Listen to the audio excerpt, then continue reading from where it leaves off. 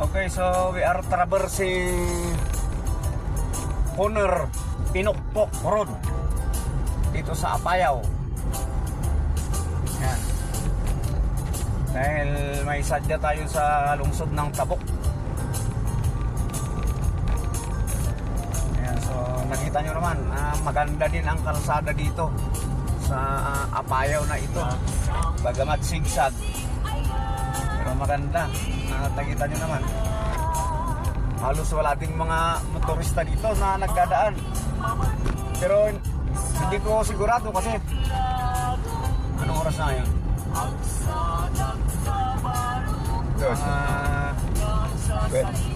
Alas 2 ng hapon siguro 1.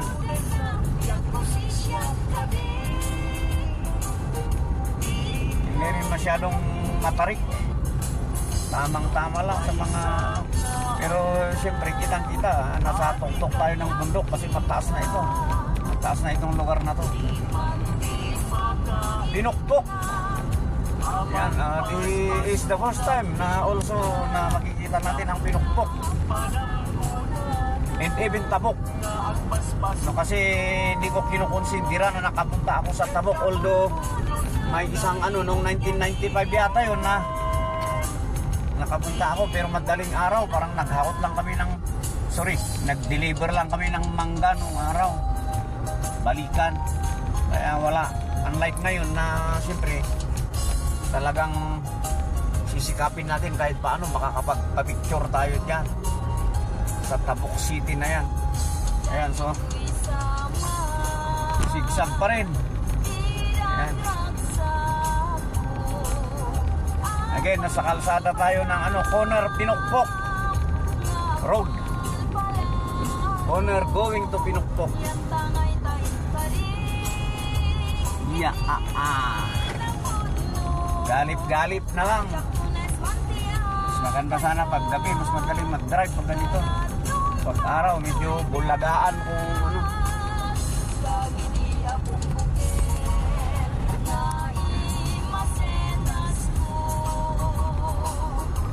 Yahoho!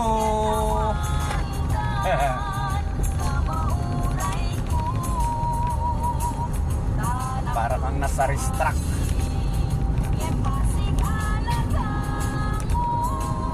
Siguro mga 30 minutes na lang makakarating na tayo sa Pinukpok.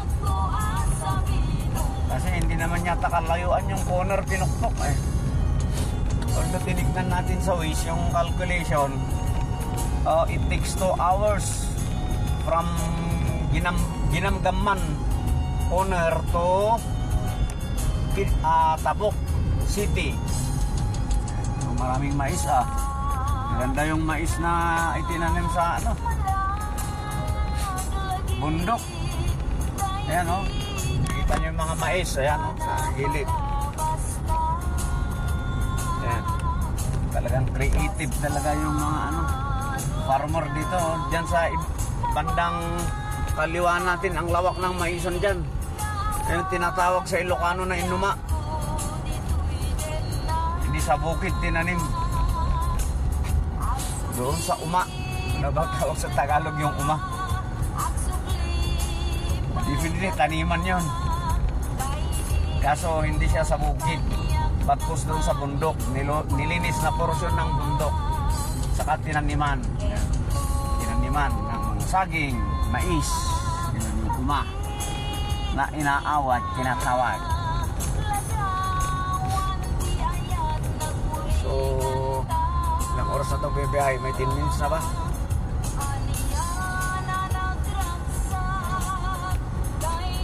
Meron na ba 10 minutes? Ganda yung kalsada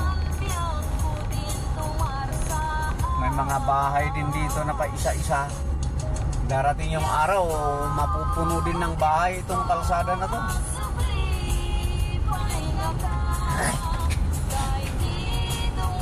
Ayun. So may bahayan na pala dito.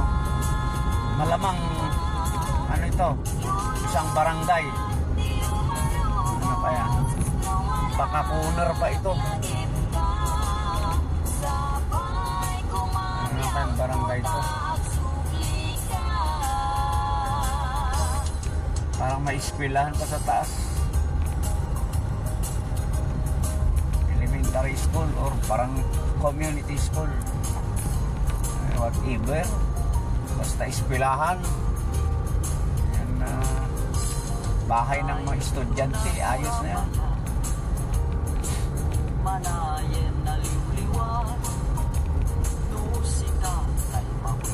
School zone. Kabugao. Kabugao National High School. Ibig sabihin, nandito na tayo sa Kabugao, Kalinga. Kalinga, Apayao. Mauna pala itong Kabugao. Kabugao. Ito yung ano, pag Kabugao, Kalinga, ang maalala natin na history. Yung si ano, Delete Lieutenant Anisito Madarang Jr. Yan na isa pelikula. Killed in Action. Dito. Pinipinsahan niya yung bayan ng Kabugao noong araw laban sa mga insurgents. Kabugao nga ba to? Kabugao yung nakita natin eh. Anyway, makakakita pa tayo dyan ng mga signages, confirmatory signages with regards to our exact location.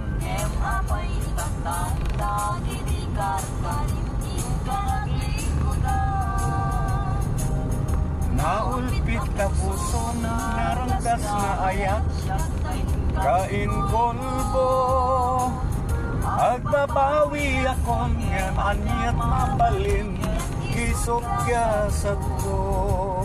Wow, may mga porsyon din ng kalsada dito na sira, dilapidated. Shout out DPWH PAR, Cordillera Administrative Region, dito sa ano no, Honor Pinokpok Road. Mas maganda kasi pag may mga ganyan na sira, immediate maisasagawa yung repair. Kasi meron naman repair and maintenance program ng bawat kalsada eh. Alam naman natin yun. Nababanggit naman yan nung mga DE na na-interview natin nung araw. Diyan sa Region 3. Na bawat kalsada may ganyan naman. May mga allotted budget din dyan na ano. Kaya dapat pag may mga kalsadang ganyan nasisira, mga maliliit lang naman, hindi naman malalaki, dapat ma-repair agad. Anti-criminality checkpoint. Anong lugar to? Please bear with us.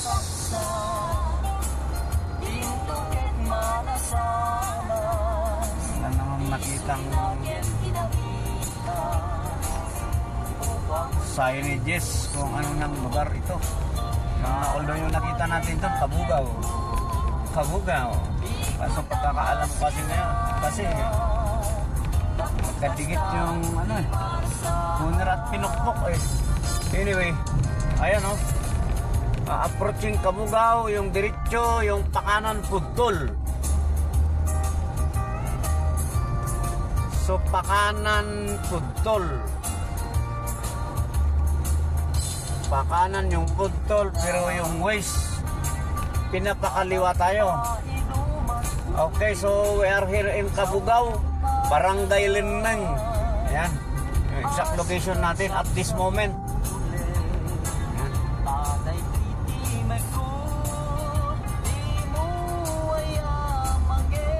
So medyo matagal, makakarating tayo ng ano, alas 4 sa Pinokpok. Pero tama naman yung waste. Ang nangyari dito, may Pinokpok sir. Okay, so Kabugaw, Kalinga, Barangay Lindeng, Daitan, di ayan tayo nga lugar. Iti agdama nga kanito. Nagregat mitten ti Agilocano. Wala na. Nakaligtaan natin yung pagkalakay natin. Yan, so as we can see, ang daan dito ay napakaganda rin. Maganda yung lugar. Malawak. It seems standard. Hindi ko lang alam yung kapal ng kalsada kung standard. Pero yung width, mga sukat, okay na yun. Kahit mga trailer, nakakaano na dito.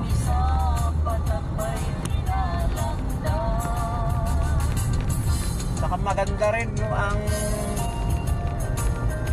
ano natin, assumption natin dito sa Kabugaw. Pinukpok, matataas ang ano dito, kalsada, hindi naman pala.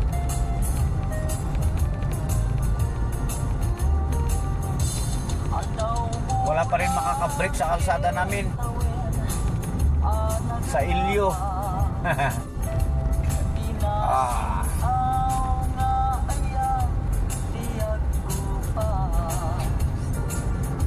Daan-daan lang. Wala kayang kapihan dito.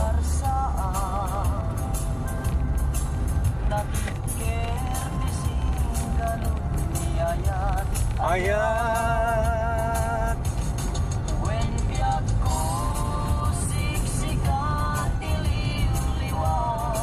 Okay, so medyo mahaba na. Putulin natin para ano, ma-upload.